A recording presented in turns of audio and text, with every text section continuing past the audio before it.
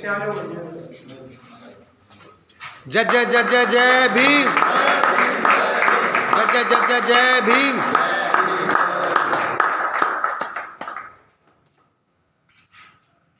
हमारी एकता ही हमारी पहचान है और एकता हमेशा बनी रहेगी।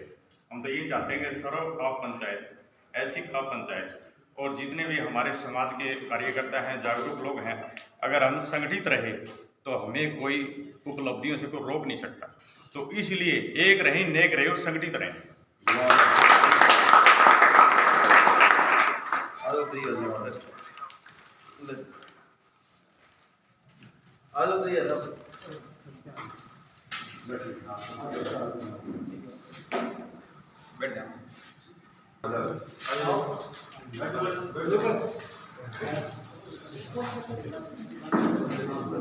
सबसे पहले मुझे साथियों क्रांतिकारी जय भीम जय भारत नमस्कार।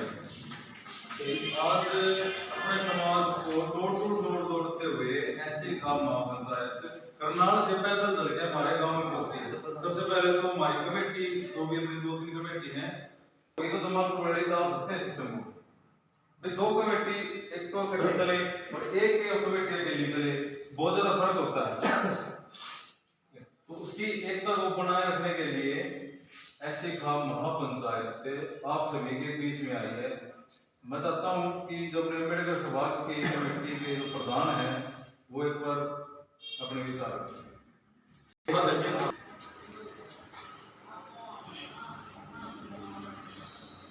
सभी को जय भीम। मैं सुखबीर रेड्डू डॉक्टर भीमराव अम्बेडकर सेवा समिति के कमेटी का कैसे तो ऐसी महासभा का गांव में पहुंचने पर बहुत तय दिल जाए स्वागत करा।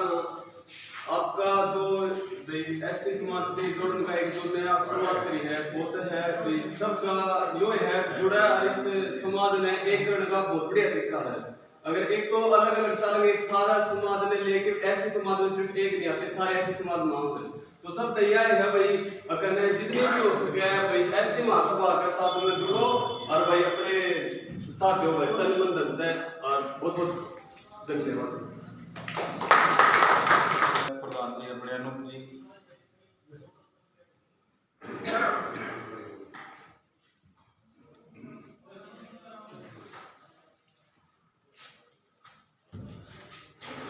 सम्मान के साथ जितने भाई बाप से, जितने भी अपनी कमेटी से जो भी आए हैं, मैं तय दिल से जय भीम नमो बुद्धाय। जितने साथी यहाँ बैठे हैं उनका तय दिल से धन्यवाद करता हूँ। जो कैंडिडेट तौर पे आए हैं उनका तय दिल से धन्यवाद करता हूँ। ये हमारे गांव की कमेटी, पूरा गांव के संगठित जो युवा साथी, उनकी तरफ से मैं आपका यहाँ पहुँचने में बहुत बहुत स्वागत धन्यवाद करता हूँ। जहाँ तक इनका विचार है, जो एकता करने का, ऐसी जो एकता है, ऐसी में एक जात है नहीं।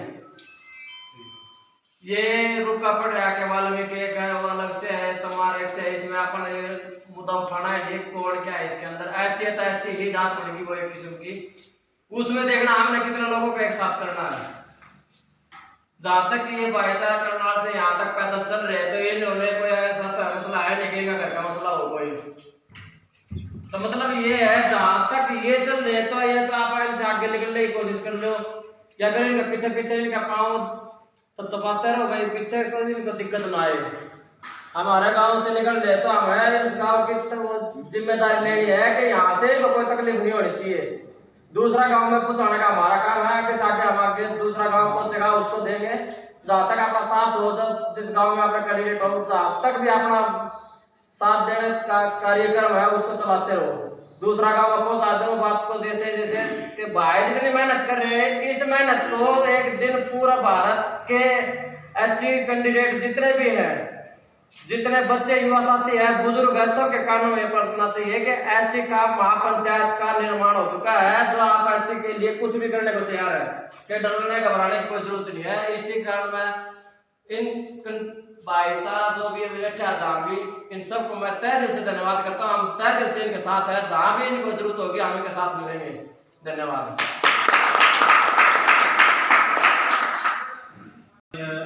जी राष्ट्रीय अध्यक्ष ऐसी खाप महापंचायत के, उनको आमंत्रित करता हूँ जो अपने विचार।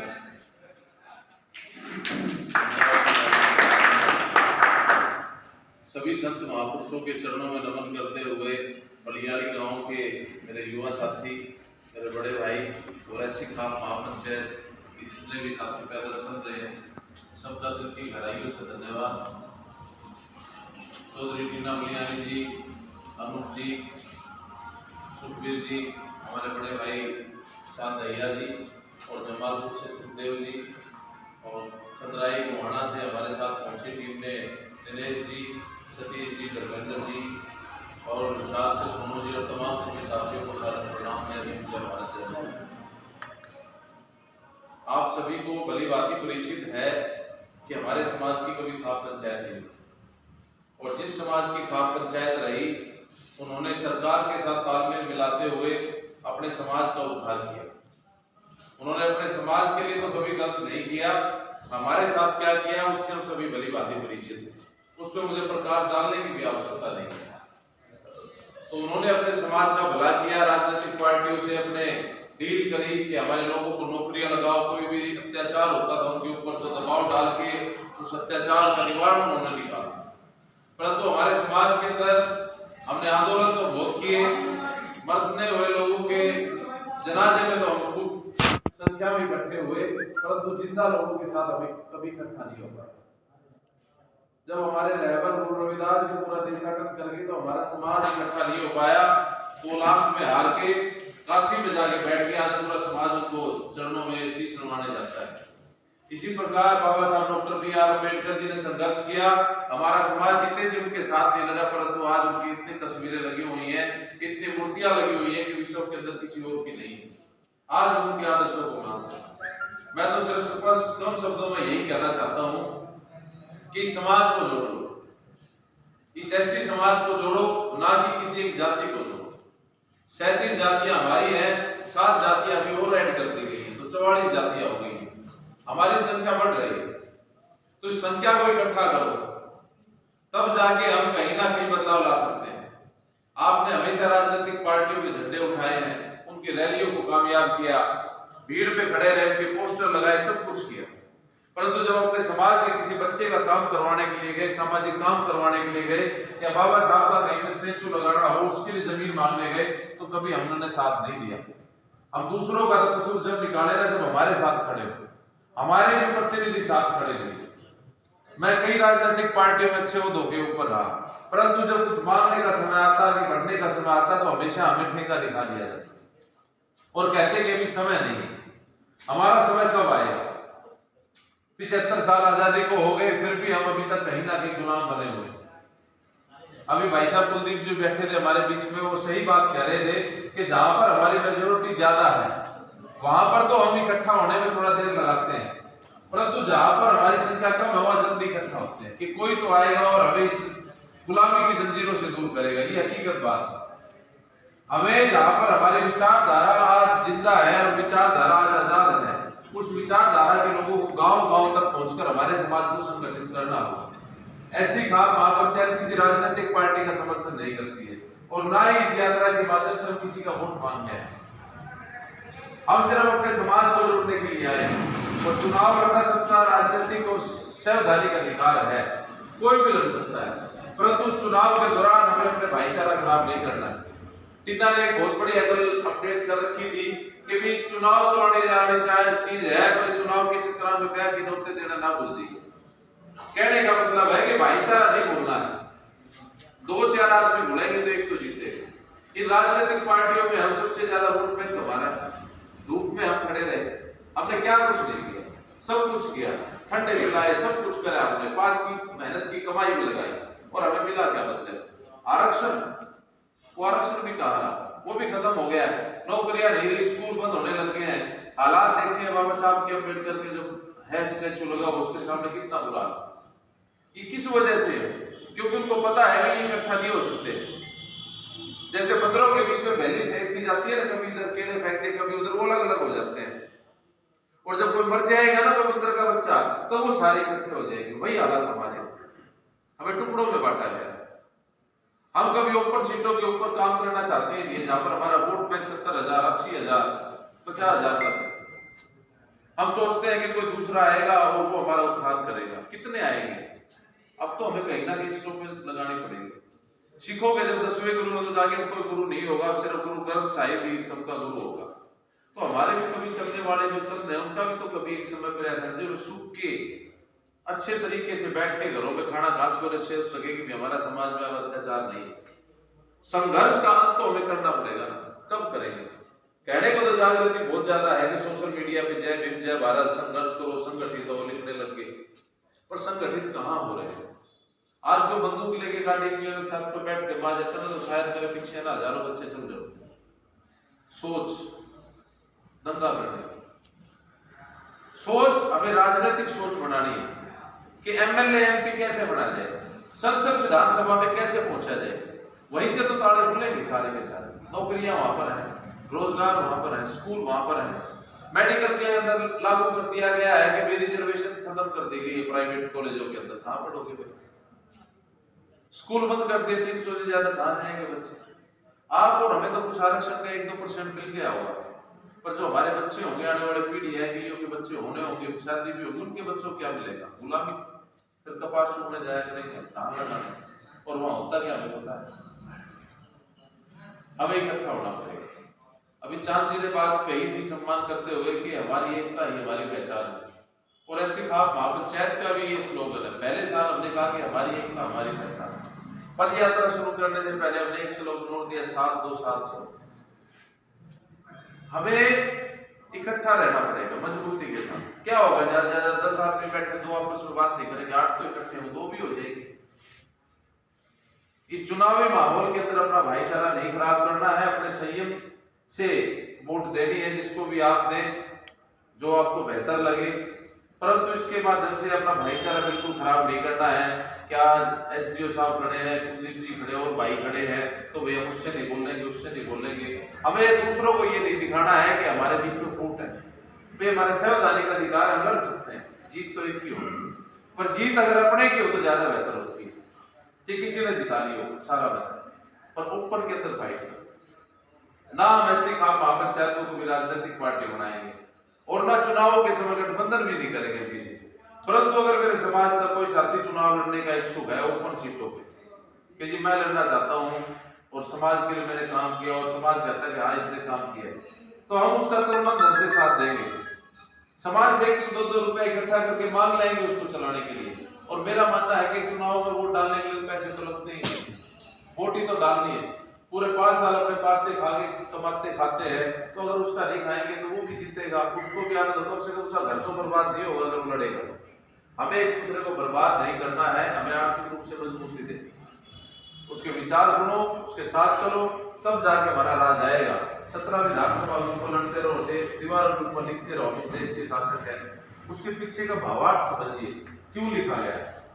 कि दीवार पे लिखा गया तो वो महीना 2 महीना तो लिखा रहेगा, उसको पढ़ेंगे तो दिमाग में कुछ आएगा, परंतु तो समझ नहीं पाए, हर इलेक्शन में लिख देते। अपने समाज को संगठित करो। ऐसी खाप महापंचायत इस पैदल यात्रा के अंदर चल रही है और इलेक्शनों के माहौल को देखते हुए हमें इसका जल्दी समापन भी करना पड़ेगा। क्योंकि किसी गांव में जाते हैं ना तो हमारे लोग खड़े होते हैं, एक के साथ चले जाए, दूसरा सोचता है कि यार मैं नजदीक नहीं गया, लेकिन उनको तो लिए वोट की अपील तो नहीं कर रहे। तो इससे हमारे समाज में कहीं ना कहीं द्वेष की भावना पैदा ना हो, तो इसको हम शायद 20 या 19 तारीख को रोहतक के अंदर समापन करेंगे।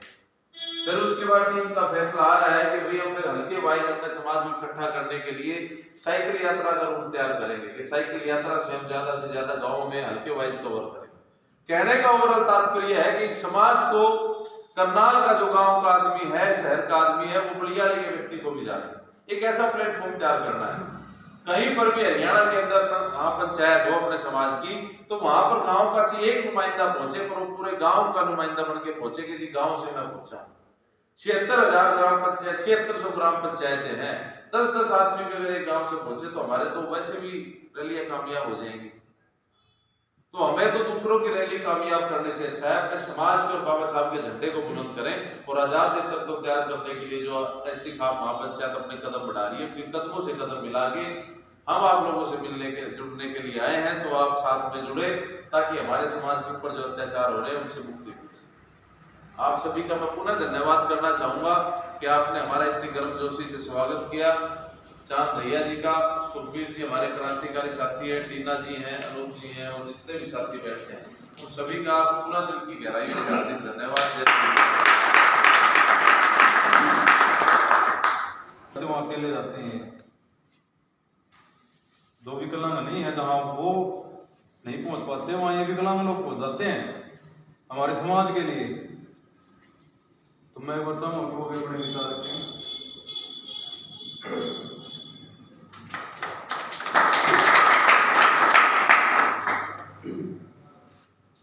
सबसे पहले तो जो हमारे एससी खाप के प्रधान थे अमित तंवर जी, उनका बड़ियाड़ी की 52 तल पर पहुंचने पर दिल की गहराइयों से पूरे बड़ियाड़ी और रामपुरा की पंचायत की तरफ से दिल की गहराइयों से धन्यवाद करता हूँ कि इतने क्रांतिकारी साथी जो हमारे को कम से कम दर्शन को दिए। ज्यादा समय न लेते हुए सिर्फ एक ही इस चीज का महत्व समझो कि एससी खाप महापंचायत पहली बात।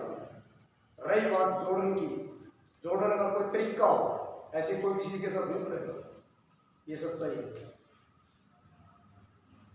उसके लिए एक मैप तैयार, इलेक्शन का टाइम है, जैसे चांद भाई साहब उठ गए, बहुत अच्छी बात है। एक भाई और शेयर लिया दवेश भावना और चांद उठ रहा है, इसकी टक्कर में मैं उठूंगा, क्या महत्व निकलेगा? चांद भाई साहब के 10-20 वोट काटता है। इसके बजाय उसके विचार दूसरा भाई गल्ला मिला, टिन्ना गल्ला मिला, टिन्ना जोड़ कर मुंगा देगा ना भाई उठा ना, चांद का और 20 वोट फालतू आऊंगे तो ज्यादा वोटा था जीत होगी, मार्जिन में। ये छोटी छोटी बात सोच कर काम करना है। 4 वोट लिए तो 4 वोट सिर्फ एक रखो, अपना ही रखो, 3 आगे बैठाओ, हाथ पकड़ो, 5 पकड़ो, 3 करो, उसको बैठा। अगर वो 4 उठेंगे तो वही बर्तन वाली बात है, बेटी गांधी मिल या भी कौन सी हमने अपना आकर दिखाया। तो भाई जितने मेरे युवा साथी हैं और बड़े बुजुर्ग हैं, सबका जोड़ के रिक्वेस्ट है, अपना अनुशासन बना के रखना है, बिकना नहीं है। वो बोतल देव है, वो पीछे देव है ना भाई, तेरे दो राख इस बात क्या करना। हाँ, इस बात का प्रत्येक गांव का सदस्य ने पता होगा कि यो भाई क्या कर सका है, काम करेगा कोई नहीं करे, प्रत्येक ने पता होगा। लेकिन वो सोचता है चाल तो किमें देता तो कौन है, दूर कौन दूसरा कुछ चाल है गला लाएंगे तो बेको ना भाई, ठीक है। वो तो ही क्या देगा इलेक्शन आती फिर कौन क्या हुआ। अचान भाई साहब वर्गा अच्छा आदमी होगा तो अपना गांव का नाम रोशन होगा, क्योंकि वो काम करेगा, और काम करेगा ना तो गांव को मजबूती मिलेगी, डिस्ट्रिक्ट में नाम रोशन होगा। आगे बढ़िया गाँव में ऐसे ऐसे काम करेगा सबके साथ। विकलांग होते हुए 1500 पौधे लगा चुके हूँ, हल्का का भी नंबर टाइम मांगा है, बता दे तो टेम 7 साल तक हमारा काम होने का। अरे वो उनको पता क्या करवाना, मैंने क्या करवाना भाई, ये सच्चाई है। काम ऐसे करो कि अगला अपने आप झुके, और वो गुण हर प्रत्येक इंसान के अंदर है। किसी को भी जोड़ सकते हो, किसी को भी,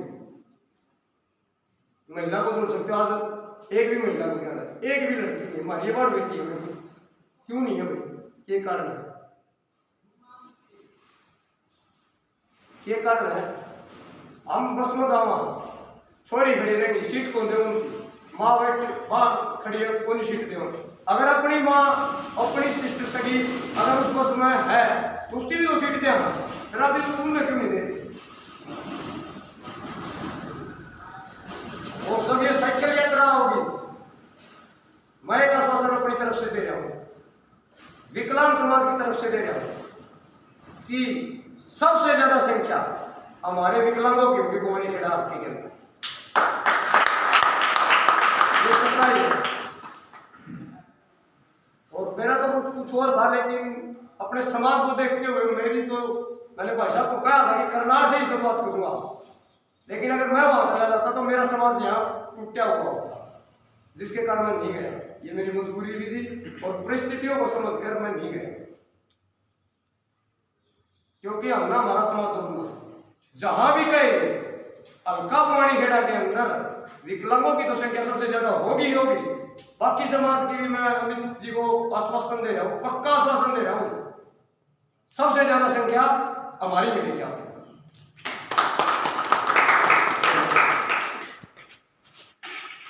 जय भीम साथियों, जैसा कि टीना साहब ने बताया दिया कि मैं हिसार से हूँ, मैं सिर्फ एक ही अपील करना चाहूँगा। पहले तो आप सब लोगों का धन्यवाद जो आपने इतना गर्मजोशी से स्वागत किया।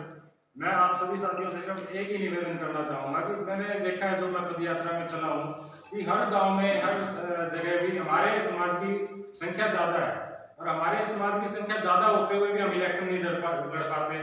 हमारे साथी इलेक्शन लड़ने को तैयार नहीं है, और जहाँ कोई लड़ता है तो वो हार जाता है। और जिन दूसरे समाज की बात की जाए, जिनके गिने चुने वोट हैं, वो हमारे ऊपर राज कर रहे हैं। तो हमें ये सोच बदलनी होगी और एकजुट होकर हमें ये दिखाना होगा कि हम एक हैं, और हमें वो राज दोबारा लाना होगा जिस राज के लिए हमारे बाबा साहब भीमराव अम्बेडकर जी ने योगदान दिया, हमारे काशीराम जी आए, हमारे गुरु जी ने किया। तो जो महापुरुष हमारे लिए करके गए, कम से कम उन्हें आगे तो बढ़ाएं, हम ये तो दिखाएं कि हम सब एक हैं। मैं ज़्यादा आप सब लोगों का टाइम ना लेते हुए, जय भीम जय भारत।